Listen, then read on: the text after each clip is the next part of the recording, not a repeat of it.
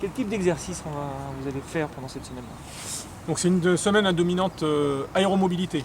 Donc effectivement on bénéficie d'hélicoptères qui viennent du 3e régiment d'hélicoptères de combat d'Étain, qui viennent travailler avec nous. Deux objectifs, pour eux travailler en montagne, pour nous travailler nos savoir-faire, notre coopération avec les hélicoptères. C'est quoi le savoir-faire justement et cette coopération? Si on rentre un peu dans les détails. Alors il y a deux aspects majeurs. Le premier, c'est ce qu'on appelle l'appui-feu hélicoptère, c'est-à-dire faire du guidage d'un hélicoptère qui vient nous appuyer sur un objectif. Donc c'est vraiment travailler le dialogue entre le pilote et l'homme au sol qui demande cet appui. Et le deuxième aspect, c'est travailler l'aéromobilité dans le cadre d'opérations héliportées, c'est-à-dire le savoir-faire d'embarquer dans un hélicoptère, ce qui peut paraître assez simple, mais surtout de débarquer sur une zone d'opération d'un hélicoptère. Et là, pareil, ça nécessite du savoir-faire et un dialogue fin entre le pilote et la troupe embarquée qui est mise au sol. On répartit le dispositif. Tu vois, limite de bond, la limite herbe.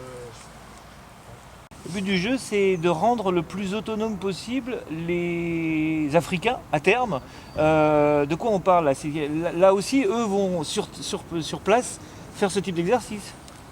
Alors ils vont bénéficier de nos moyens hélicoptères, notamment dans le cadre de l'appui-feu. On aura des éléments français qui seront avec eux et qui seront capables, si besoin, de guider des hélicoptères au profit des forces armées partenaires africaines sur le terrain. Combien d'hommes partiront d'ici du 27e? Combien de temps durera l'opération? Qu'est-ce que ça met en branle, grosso modo? Donc nous allons partir en Afrique pour à peu près 4 mois. Nous avons 400 personnes du 27 qui vont partir.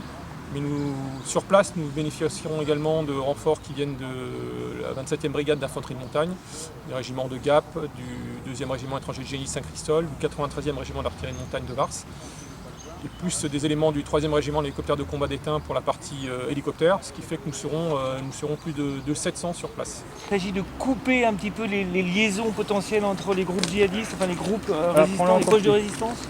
Alors, le but c'est d'accompagner donc les forces partenaires africaines de leur mission de contrôle de zone. Donc contrôler une zone, c'est-à-dire s'en assurer la libre disposition et surtout interdire à l'ennemi libre disposition de cette zone. Donc si jamais il y avait des flux logistiques dans la zone, l'un des objectifs c'est de couper ces flux. C'est mis en place de manière discrète, de manière à ce qu'on ne dévoile pas le dispositif avant la mise en place totale.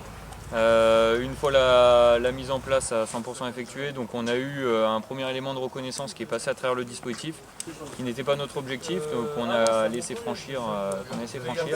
Puis notre convoi logistique, on voit juste derrière, donc qui est passé.